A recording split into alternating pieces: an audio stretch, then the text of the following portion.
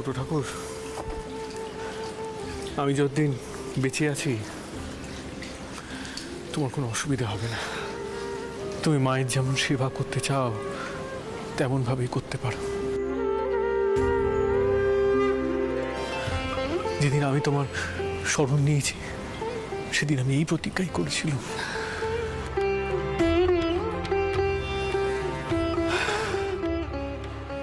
আসুন হৃদয় ঠাকুর, আসুন।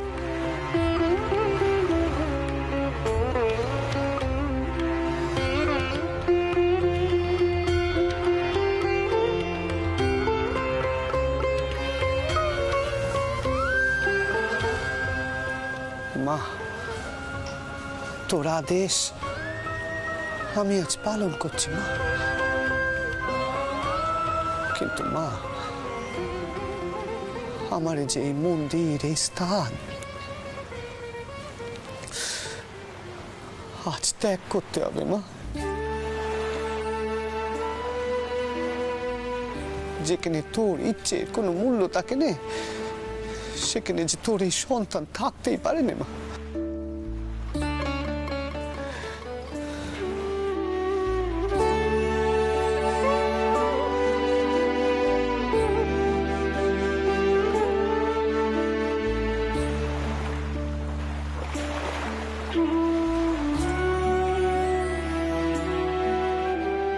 মারে, আজ এই গঙ্গার ধারে আমি তোর আরতি করব।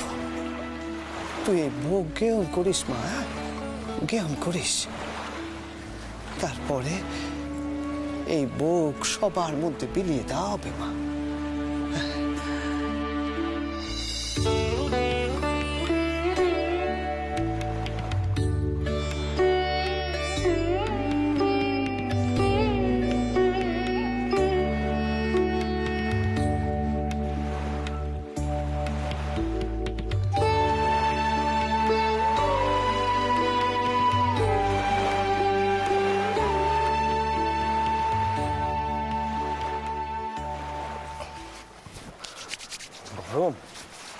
মামা, ভোগ নিবেদন হলে ভোগের প্রসাদ রান্নার সাথে মিশিয়ে দেব। সকলে প্রসাদ পাবে। সকলে অপেক্ষা করে আছে। জি শুরু করো, শুরু করো, আরতি শুরু করো। আজকের আরতি একেবারে অন্যরকম হবে, তাই না? হ্যাঁ গা, সেজন্য একেবারে অন্যরকমের। মা গঙ্গার সামনে মায়ের ইচ্ছে পূর্ণ হচ্ছে।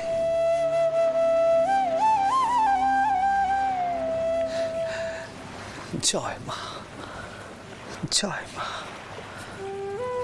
জয় মা।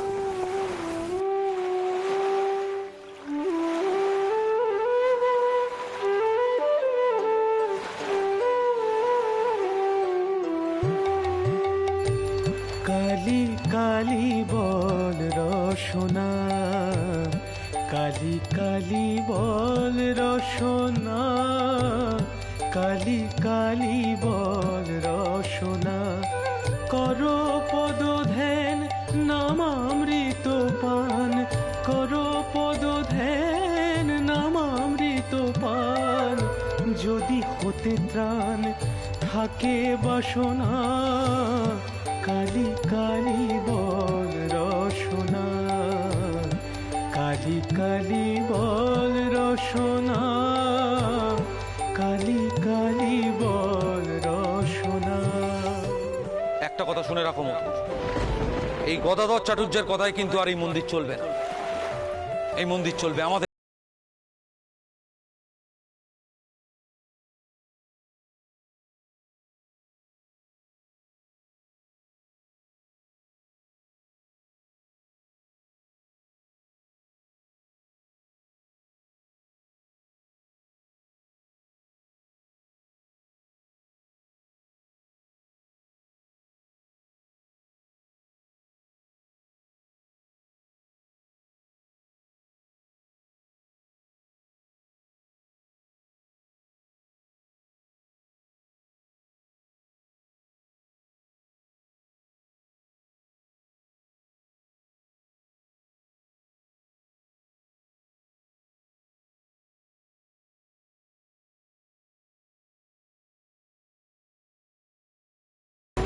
মায়ের কাছে যেতে দাও। দাঁড়া কোথায় ঠাকুর, তোমার সাহস হয় কি করে কালীঘরে ঢোকার?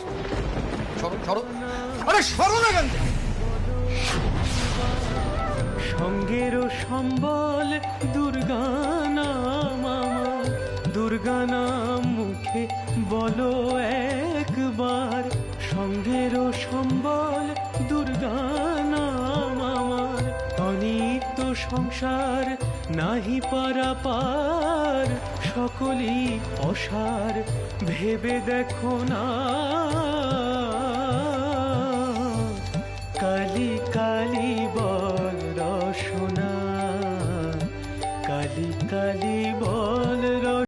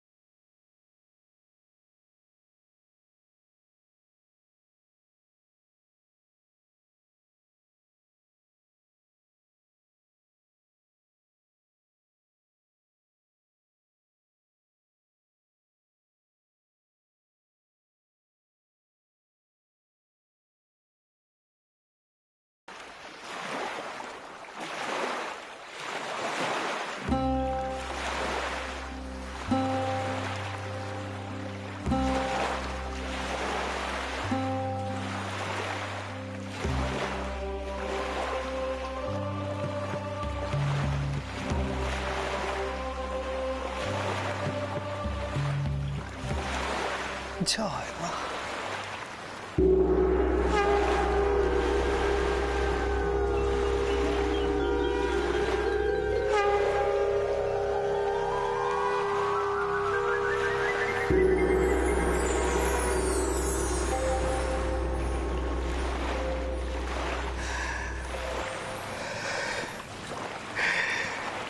জয় মা, জয় মা, জয় মা।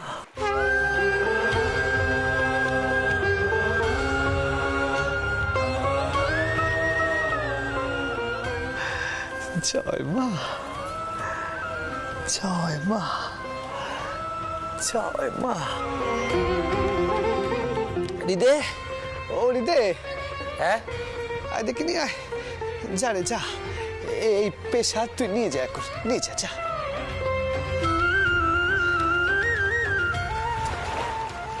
আমার মা তো জানে আজ মায়ের এই ভোগ নিরন্ন মানুষদের মুখে তুলে দেওয়া হবে, তাই তো আজ মা এই ভোগ গ্রহণ করেছে।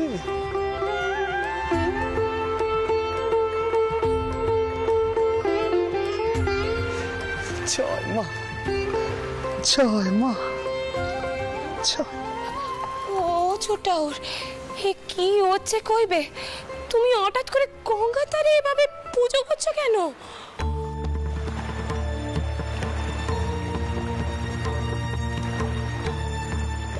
মাগো, কালীঘরে যে আমার যাওয়ার অনুমতি নেই। কি হে কি কইছো কি তুমি ছোটাওর? শুনছেন, এমন অনর্থ কি করে হলো? এ তো হবারই ছিল জগদম্বা। আটামশাই মন্দির পরিচালনার ভার নিয়েছেন, এখন তার মনে হয়েছে যে ছোট ঠাকুর নিত্য পুজোর যোগ্য নন। আর আপনি কিছু কইলেন না? বলেছি আমি নিজের মতো করে, কিন্তু কি জানো তো, যারা মন্দির পরিচালনার ভার নিয়েছেন তারাই তো সিদ্ধান্ত নিতে পারেন, আর সেই ভার তো তুমি আটামশাইকে দিতে চেয়েছো, তাই না? যাকে ছোট ঠাকুর, তোমার যদি কিছু প্রয়োজন পড়ে আমাকে বলো, আমি ব্যবস্থা করে দেবো। রানীমা নেই তো কি হয়েছে, আমি তো রয়েছি।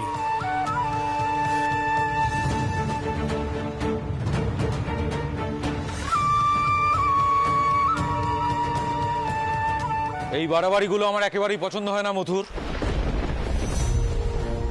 সিদ্ধান্ত নিয়ে মন্দিরে নিত্য কাঙালি ভোজন বন্ধ হয়েছে।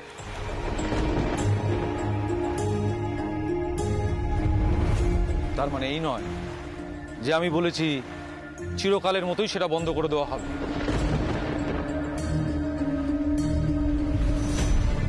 মন্দির সংলগ্ন স্থানে পুজো করে ভোগ বিতরণ করার অর্থ কি মথুর? এই নিয়ে মানুষজন 10 রকম রটনা করবে, সেটা কখনো ভেবে দেখেছো মথুর?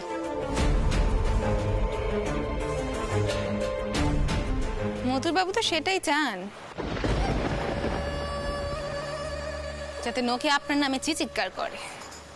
মাফ করবেন বড়দিদি, মন্দির চত্বরে আপনারা মন্দির পরিচালনার কাজ করতে পারেন, কিন্তু এখানে নয়। এখানে যে চায় পুজো করতে পারে, যে চায় ভোগ বিতরণ করতে পারে। এই মন্দির যে মায়ের, এ কথা তো তোমরা মানলে নে। এখন কি মনে করেছো, কি মনে করেছো এই বিশ্ব সংসারও তোমরাই চালাও?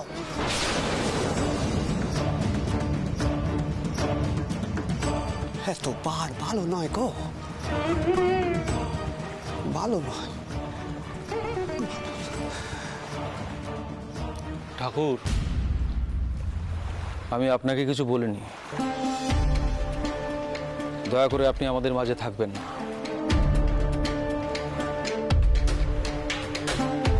মথুর যদি চাইতো তাহলে যানবাজারে গিয়ে আপনাকে দিয়েই মা কালীর পুজো করাতে পারত।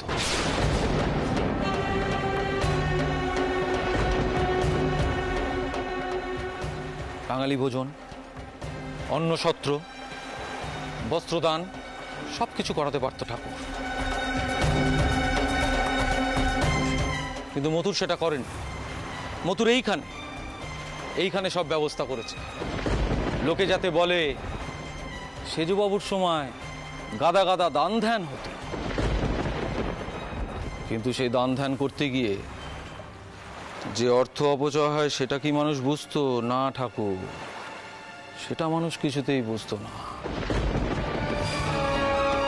তাছাড়া ঠাকুর, মানুষ এখন মন্দিরে না গিয়ে এই ঘাটে ভিড় করছে। এরপর এই খবর যখন রানীমার কাছে যাবে, রানীমা তখন বলবে যে মন্দির থেকে দর্শনার্থী কমে যাচ্ছে বড় জামাই দায়িত্ব নেওয়ার পর। কই, মথুরের সময় তো এরকম হতো না। মথুর, তুমি এরকম কথাই তো শুনতে চাইছো, তাই না? হ্যাঁ, বেশ তো, ছোট ঠাকুর এই মন্দির ত্যাগ করছেন, আর আমিও স্থির করেছি সব ছেড়ে চলে যাবো আমি, তারপর যা খুশি তাই করবে। তো একটা কথা বলে যাবো, দয়া করে আর অনাচার বাড়তে দেবেন না। জেনে রাখবেন ছোট ঠাকুর কিন্তু যেমন তেমন মানুষ নন। সেজো বাবু, তুমি আমারে অন্য চোখে দেখেছ, কিন্তু এনারা কেন দেখতে যাবেন সেভাবে? আমি কে? তবে হ্যাঁ, যেখানে মায়ের ইচ্ছে দাম রাখা হয় না, সেখানে আমিও আর থাকতে পারি না, তাই চলে আমায় যেতেই হবে।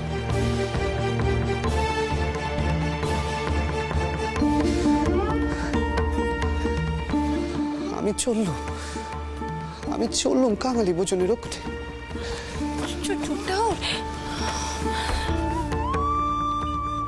আর অবশ্যই আমি অন্দরে যাচ্ছি, আমার নিজস্ব কিছু নথি নেবার আছে, আপনি চাইলে এসে দেখতে পারেন।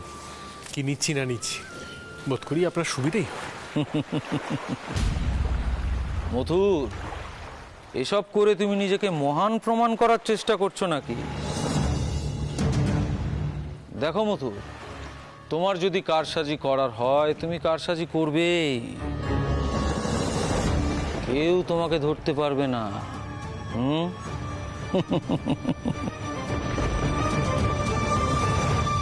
শুনছেন?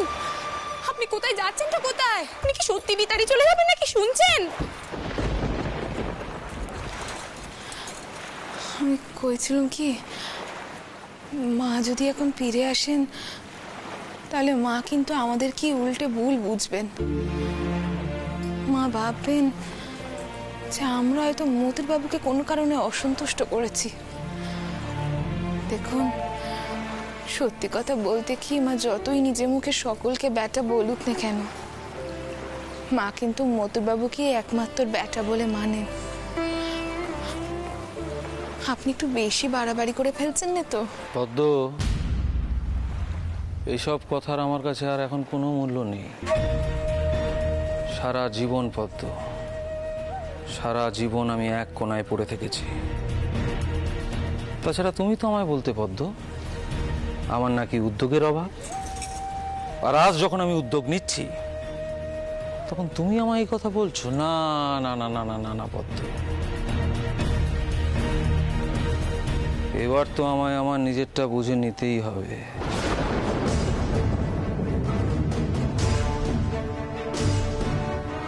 তাই না?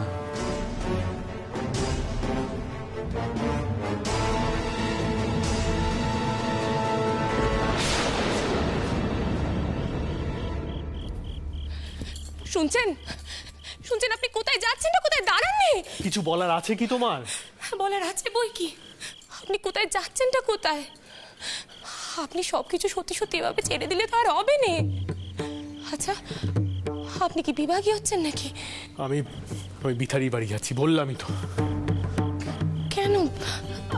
আগে তো কোনো কালে আপনি এমনটা করেননি, তবে আজ কেন? কারণ দরকার পড়েছে তাই। আচ্ছা, হতে চলেছে আমি সবকিছু সহ্য করতে পারছি না। কেন? এমন কি ঘটেছে যে আপনি? কি ঘটেছে? কি ঘটেছে? মা এই যে একখানা ইষ্টিপত্র পাঠিয়ে দিয়েছে, যার কোনো প্রয়োজনই ছিল না, আর সেই ইষ্টিপত্র অনুযায়ী সম্পত্তি দেখাশোনা করা শুরু হয়ে গেছে তার জীবিত থাকা অবস্থাতে। আমি অবাক হচ্ছি তুমি তাতে কোনো আপত্তি করলে না।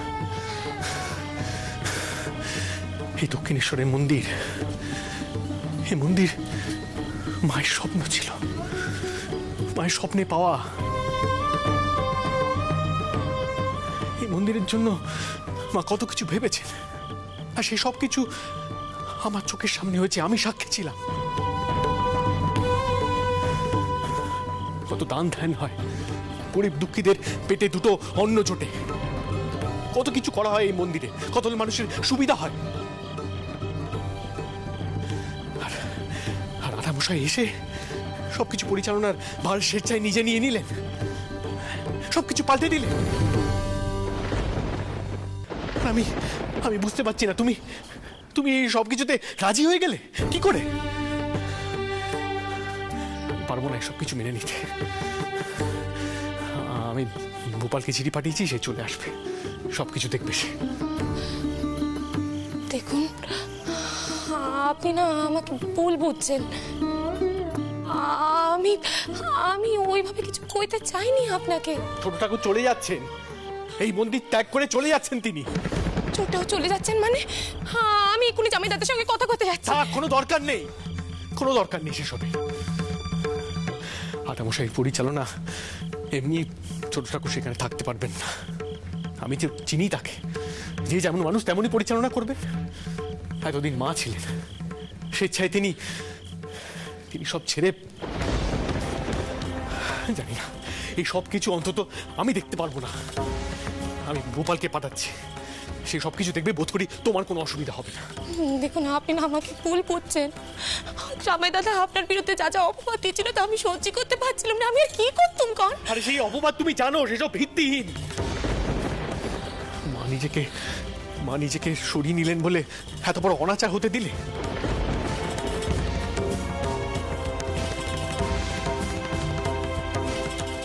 এই মন্দিরে দান ধ্যান ভোজন সবকিছু বন্ধ হয়ে গেল। এত বড় অনাচার হতে চলেছে এখানে।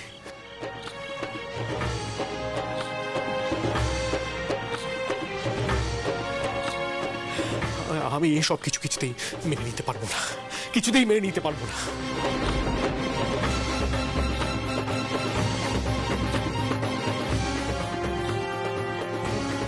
আর 5টা মন্দিরের সাথে কি রানী রাসমণির মন্দিরের তুলনা করা চলে?